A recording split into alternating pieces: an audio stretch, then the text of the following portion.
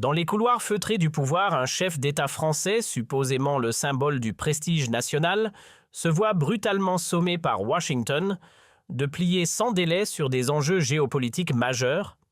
Ironie du sort, ce président censé être le visage de l'autorité. Dans les couloirs feutrés du pouvoir, un chef d'État français, supposément le symbole du prestige national, se voit brutalement sommé par Washington de plier sans délai sur des enjeux géopolitiques majeurs. Ironie du sort, ce président censé être le visage de l'autorité républicaine est aujourd'hui perçu par une France divisée entre l'ascension du RN et les murs médiatiques dressés par une élite aux abois, avec une combinaison toxique de suspicion de lassitude et d'étonnement glacé. C'est exactement ce qui se passe en ce moment même. Emmanuel Macron, sous une pression écrasante de l'administration Trump, se retrouve au cœur d'une crise diplomatique sans précédent, soutenue par des médias complices qui minimisent l'ampleur du désastre, invoquant des discours éculés sur la coopération transatlantique, la souveraineté européenne et un prétendu tournant pour la France. Mais pourquoi cet ultimatum ? Pourquoi Macron est-il soudainement si vulnérable au point de risquer une rupture historique avec l'allié américain ? Et qu'est-ce que cela signifie pour la France, pour l'Europe entière et pour des relations transatlantiques déjà fragilisées par des années de divergence ? Plongeons dans cette affaire explosive en décortiquant chaque élément étape par étape pour révéler la vérité. Des sources proches de Washington, relayées par des médias conservateurs comme Fox News et des posts viraux sur X, ont lâché des mots d'une dureté sans équivoque. Macron doit choisir son camp maintenant, ou la France en paiera le prix fort, économiquement, politiquement et stratégiquement. Un véritable uppercut au visage des citoyens français qui cherchent désespérément la vérité dans un océan de mensonges et de désinformation. Le RN, devenu la première force politique aux élections européennes, dénonce sans relâche le mur antifasciste artificiel érigé par les élites pour marginaliser les voix dissidentes. Ce rempart que les élites croyaient indestructible s'effondre comme un château de cartes face à la montée des vérités alternatives. Le RN, sous la houlette de Marine Le Pen et Jordan Bardella, défend des principes clairs et inébranlables: souveraineté nationale, sécurité des Français et retour au bon sens politique. Une ligne qui résonne avec les conservateurs américains de Trump avance, qui n'hésitent pas à défier les narratives officielles des élites mondialisées. Tout appel à une transparence absolue dans les relations internationales sans concession ni tabou. Un haut diplomate américain cité anonymement a déclaré « Macron bloque les progrès sur l'Ukraine et le commerce. Il doit bouger ou les assumer. » Conséquence, une France isolée. Des figures comme Trump et J.D. Vance martèlent cette ligne, vérité par des actions concrètes, pas par la censure ou l'intimidation. Pourtant, alors que les États-Unis intensifient leur pression, organisant des réunions virtuelles de haut niveau incluant Trump, des représentants de l'UE et Kiev, pour forcer des avancées sur les sanctions contre la Russie, et les livraisons d'armes, Emmanuel Macron reste étrangement silencieux, retranché dans son palais élyséen. En août 2025, l'Élysée a tenté de minimiser cet ultimatum, le qualifiant de simple divergence diplomatique, une erreur colossale qui n'a fait qu'amplifier l'attention mondiale sur cette crise majeure.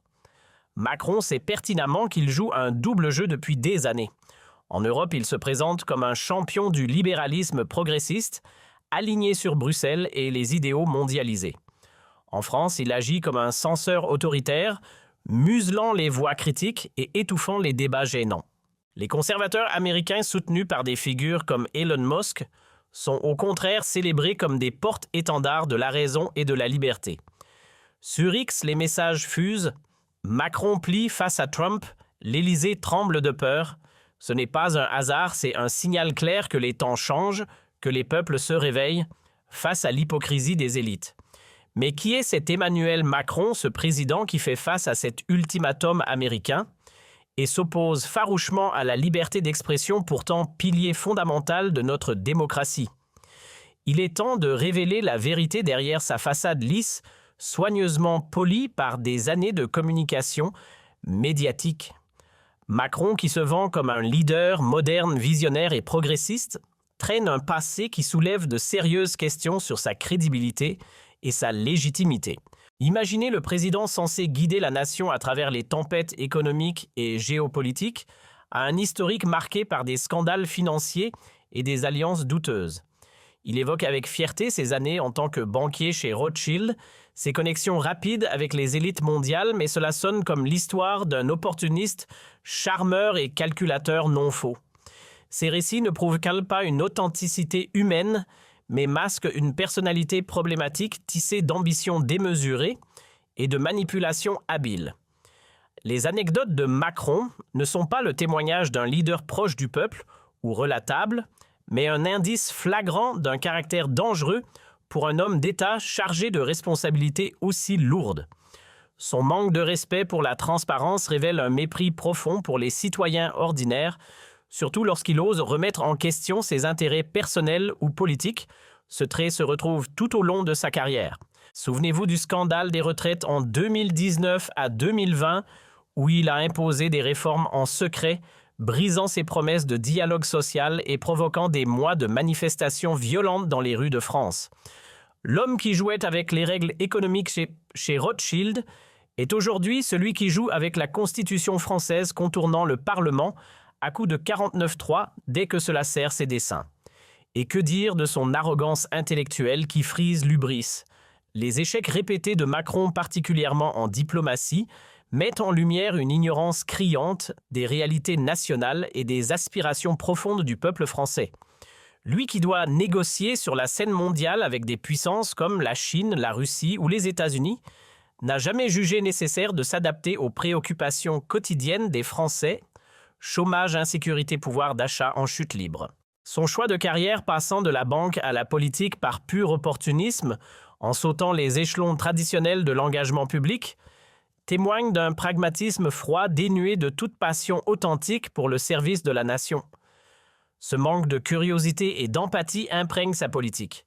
Il croit pouvoir résoudre des crises complexes, énergiques